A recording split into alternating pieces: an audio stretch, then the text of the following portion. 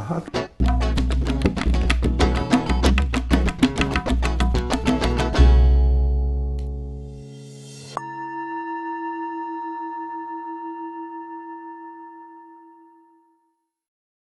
Story of the week is the announcement that there is real data from real studies done by numerous groups of people that are saying that the sixth mass extinction on the Earth, in the history of the Earth, is happening, that we are losing species at a rate 114 times higher than 200 years ago, and that we're losing something like 2 mammalian species a week, and human beings are most likely going under with the, in this mass extinction. And the really surprising thing to me is that this story has been picked up by no major news outlet and has been responded to not even slightly by any person in a leadership position in the U.S. or anywhere else in the world. And that, to me, is completely astonishing. Why do all of us know about one person's choice to change their gender, and none of us know that we and many species on this planet are going extinct? Yeah, exactly right. And, and then, another interesting thing to me was the story this past week about the woman in Spokane who has been saying she's black forever and is getting, and has actually done a bunch of work for the black community there. That was good work.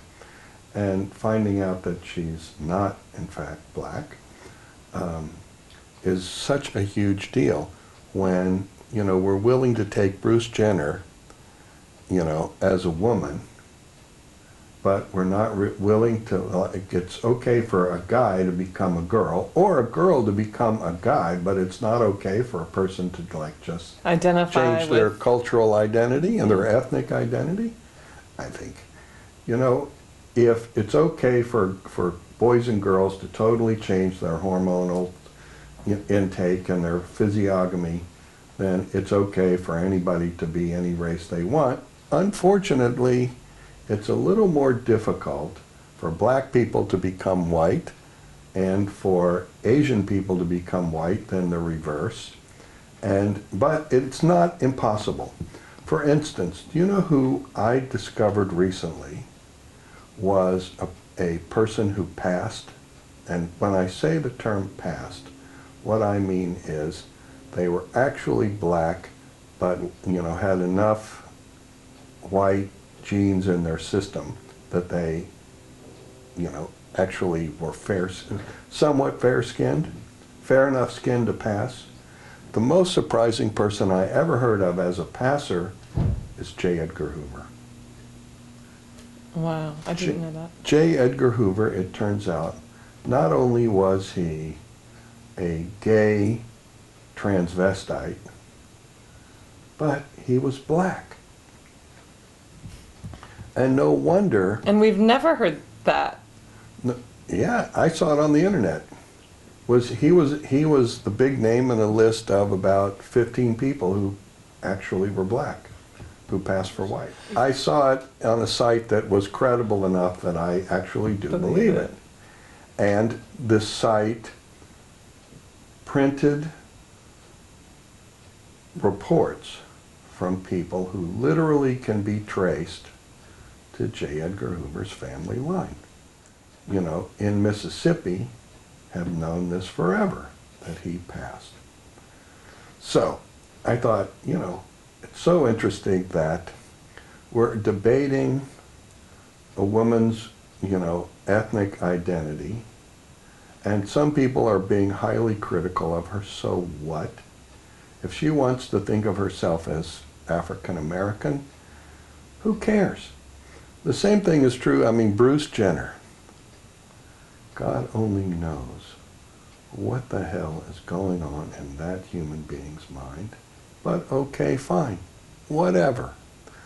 You know, but in the midst of our debating the righteousness of Bruce Jenner's claim to femininity, or Rachel Dolezal's claim to, you know, African American ethnicity, the whole planet is going to hell in a handbasket, and everybody doesn't even notice. It's really astonishing to me. And it is as if the leadership in the world, first of all, is leading from behind. You know, the second, leading from behind, meaning the only time we are really ever going to see any change in gun regulations or a serious effort to organize ourselves around and get ready for climate change, you know, is if the people in the countries demand it. The politicians are really only exist in the service of business leaders, and business leaders only exist in service of their own financial interests. And the rich people in the world seem to me to imagine that somehow they will be able to survive a planet whose environment is essentially destroyed. And they are imagining that,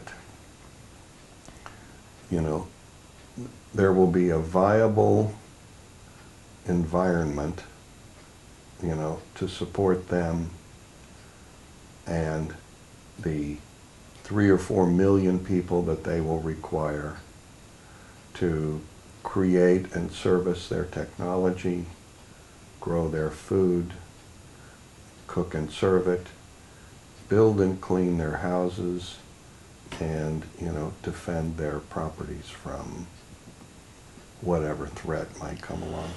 I mean, they literally seem to me that how many thousand billionaires are there on the planet? I don't know, less than 5,000, maybe just 1,000. It seems to me that the billionaires on the planet imagine that they don't need the rest of us. They only need a few people to service their needs, and they will be able to sustain themselves in an environment that's essentially destroyed. Swamiji, I hear what you're saying, and part of my mind is attempting to defend the mass consciousness's denial of these real issues, which we started this segment with environmentalism and the decline of our species and the planet, to the billionaires who are maybe thinking the way you're thinking. What part of this could possibly be, I don't want to say simply, but we don't want to think of the real scary stuff, and it's much easier for us to spend our time and our thoughts on Caitlyn versus Bruce Jenner and African American versus a white woman. And I do not want to belittle 9 people being shot in a church, but the amount of energy that we put around these types of events instead of these bigger catastrophic. Well, I think it's really interesting in any case, you know. I think that in some way, the 9 people who were murdered in South Carolina and the larger event that we're speaking about are more connected than Bruce Jenner's gender or Rachel Dolezal's ethnicity. Mm-hmm. But they are, I do believe they're connected. Mm-hmm. But the bottom line here is that, for me, here's why I'm talking about this. Because there is no leadership in the world. And what little leadership we have is corporate leadership, which is taking us in the wrong direction. Instead of attending to our environment, instead of preparing ourselves for the changes that are, you know, defending what we have and preparing ourselves for the changes that are already upon us.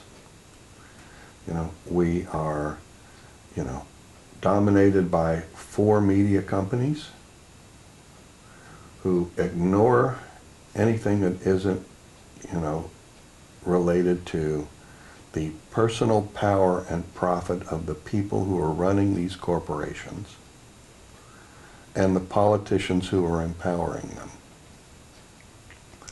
And what that ensures is, you know, as the changes move forward, that the violence that we saw in South Carolina this week is only going to intensify.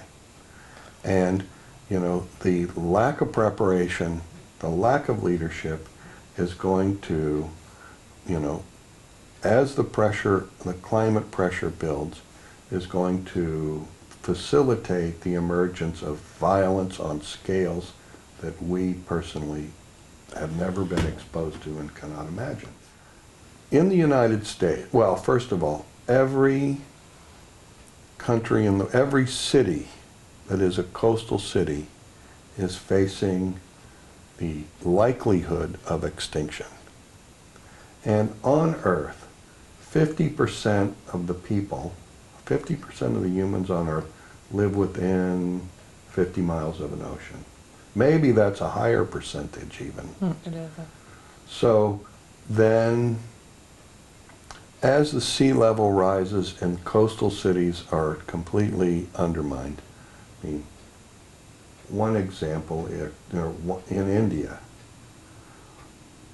the 3 largest cities, 3 of the 4 largest cities in India, Mumbai, Kolkata, and Chennai, I get a big pat on the back for using the recent names.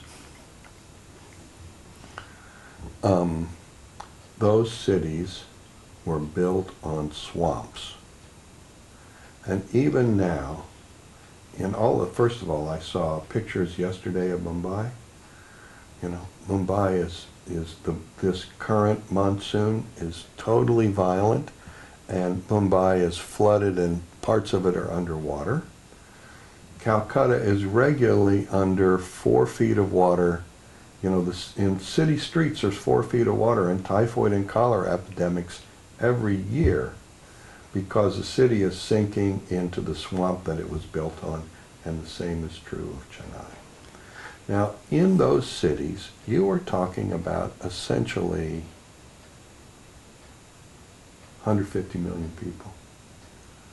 150 million people are going to be displaced in just those 3 locations in India as sea level rises. And there are other cities too that we're not even, haven't mentioned Bangalore, I haven't mentioned Nagapattinam, you know, haven't mentioned anything, and you know, any cities in Gujarat. You know. That's 150 million people, and on some level, what I believe and what I think I hear you saying is our leaders, our global leaders, are consciously developing agendas that would, knowing that this is happening and avoiding doing anything about it. Exactly, I am saying that because, for instance, we have, remember that last year tapes were released from White House conversations between Richard Nixon and Patrick Moynihan, you know, in which Moynihan is telling Nixon in 1972 that global warming was happening and sea level rise was going to be a result of that, and he explained it to him.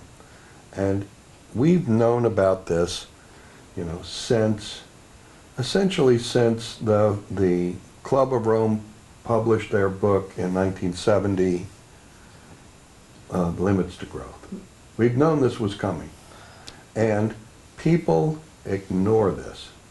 Now, the first level of ignoring was, you know, it's not really anything humans are doing and our technology is going to be able to deal with it, don't worry. You know, and now it's just flat out ignoring. So I can understand why the leaders are ignoring it, potentially for their own personal agendas, a 1% mentality thing, or avoiding the chaos. Why are we, I don't know, you and I ignoring it? Why are most people ignoring this? Why do we spend more time worrying about the smaller things than these larger issues as a mass consciousness? Well, first of all, I think the idea that there is a mass consciousness that is not media driven is a mistake. So it's because of the media. You know, we will have, I've heard since I was a teenager in college about the change in consciousness that is coming to the earth. You know, there's global consciousness is coming, and a higher consciousness is happening. And in the 48 years or so that I have been listening to that, I do not see one tiny example that in fact there is a higher consciousness being demonstrated on the planet. And in fact, what I see is that commercialism and conformism, the culture of the United States, consume and conform and consume, is exported everywhere, you know, under the label of democracy and freedom. What we're really exporting is consumerism and conformism, and you know, that culture is only serving the interests of a very, very few people. So, you know, this is very interesting to me, and you know, it may sound like I'm trying to make people hysterical, and if you want to get hysterical, go ahead. I'm not really hysterical about it. What I really deeply feel is that each of us needs to begin to consider, you know, the changes that we will face in our life and the ways in which we can respond to those changes. And I have, you know, not much to say about how we will respond. I do have a lot to say about the spirit in which that response needs to be undertaken, if in fact it is that our response will even be slightly successful. If we are not cultivating equanimity within ourselves and loving kindness for all living beings, there is zero chance that, you know, the changes that are coming on us will, you know, provide any opportunity for human growth whatsoever. And when I talk about displacement of people, say I just mentioned, you know, 150 million people in India, I didn't mention the you know, couple of 100 million people in China. Think about the number of people in the Philippines, you know, in Japan, in Thailand. In Thailand, 2/3 of Thailand is lowland and committed to rice cultivation. That is going to be totally gone. There will be no Cambodia. There will be no Taiwan. Taiwan will be reduced to about, you know, 20 square mile island that is the peak of the mountain. You know, think about Florida, Alabama, Mississippi, Louisiana, and South Texas. Gone. Every city, every coastal city on the eastern part of the United States, toast. There are people in this country that are scientists that seem very intelligent, that are not rich, that say that we are I don't want to say crazy, but just don't believe this is happening. Why? Why? If you take but there are also some very capable and responsible scientists who say it is. I just don't understand. And why the discussion?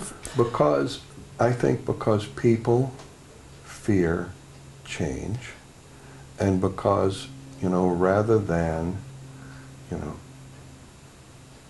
demonstrating some leadership and being willing to look down the road and anticipate the consequences of our own actions, people would much rather sit back and take the short-term view of responding to the catastrophe that actually happens and going from there. The other thing is this, I think an interesting thing that happened to us this year is that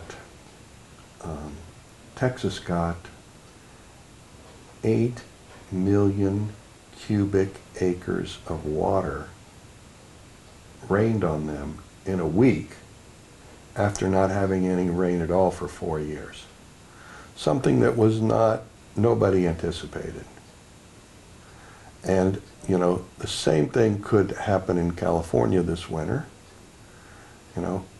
It's possible that what we're setting up for is a permanent El Nino, because the heat in the Pacific Ocean is greater than it's ever been recorded to be. So, the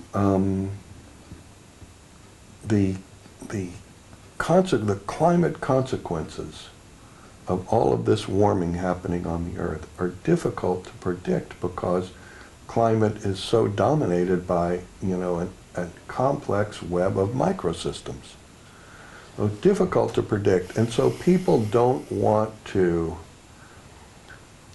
spend a bunch of money making a mistake. I can understand that. But, just ignoring the circumstance, and instead of committing the resources to really ensuring the science, instead of really making sure, what we're doing is absolutely ignoring. As far as I can tell, everybody's not ignoring, of course, but on a leadership level and on a public policy discussion level in the United States, there is no discussion. And part of that you just mentioned a few minutes ago can literally be because of the fear of facing that reality. Absolutely. It's easier to not think about it or plan for it. In medicine, it's the same way. We talk about preventative medicine a lot more in the alternative field, I think. And so maybe it's the same thing. We're not really willing to do that preventative work for the potential outcomes that we don't know. Preventative medicine is a whole other topic that we could talk about. But it's preventative medicine for the planet. Right. I mean, the planet has cancer. And let's face it, the best medicine, and every healing begins with, diet, change, and exercise. And so, for healing the earth, human beings should change their diets and start to exercise their brains. And hopefully that will happen. In any case, rather than succumbing to the utterly superficial, mind-bogglingly stupid, focus of the media, in the United States especially, I hope we will take the topics that I am presenting to you. Read and become curious, read and study about them, prepare yourselves. Here at the Movement Center, we are taking definite steps to become food and water and energy self-sufficient. We are taking steps to become even more informed about, herbology, homeopathy, osteopathy, yoga, as fundamental methods for dealing with healthcare issues. And most importantly, we spend a part of our day, every day, cultivating our awareness from within ourselves of loving kindness.